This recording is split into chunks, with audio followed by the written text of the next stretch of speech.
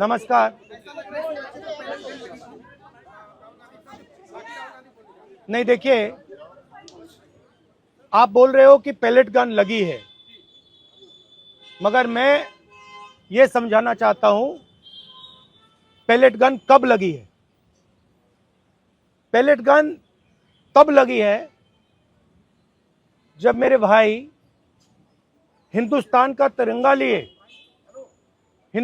तिरंगा लिए ऐसे पीसफुल प्रोटेस्ट कर रहे थे। सरकार ने कहा है कि कोई पैलेट गन यूज नहीं हुई है, कहा है ना। ये देखिए, ये है पैलेट गन, थोड़ा घूम जाओ। इसको कहते हैं पैलेट गन, इसको कहते हैं पैलेट गन।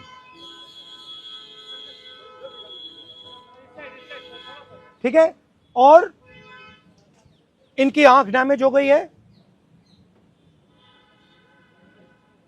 इनकी आंख से इनको दिखाई नहीं दे रहा है।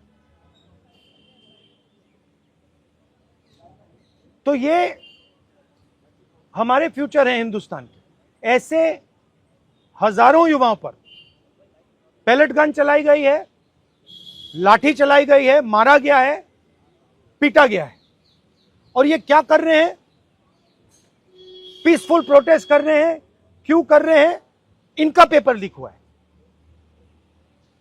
इन्होंने पुलिस का एग्जाम किया, मेहनत की, सालों मेहनत की, और फिर एक दिन इनको बताया गया कि भैया पेपर लीक हो गया है, आपके पास 60-70 लाख रुपए नहीं है, जिसके पास है वो पेपर खरीद के चला गया, आप जानो, आपका काम जाने।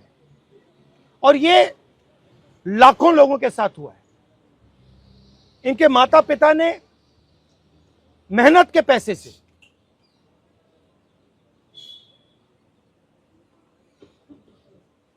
इनको अपॉर्चुनिटी दी। तो सरकार को झूठ बोलना बंद करना पड़ेगा। सरकार ने हमारे फ्यूचर पर आक्रमण किया है, और फ्यूचर क्या कह रहा है? फ्यूचर सिर्फ 3 चीजें कह रहा है। पहली बात, जो एजुकेशन मिनिस्टर है, जिसके कारण यह हुआ है, जिसके कारण ये बाहर निकले हैं, पीसफुल प्रोटेस्ट किए हैं, जिसके कारण पेपर लीक हो रहा है, उसको सैक किया जाए।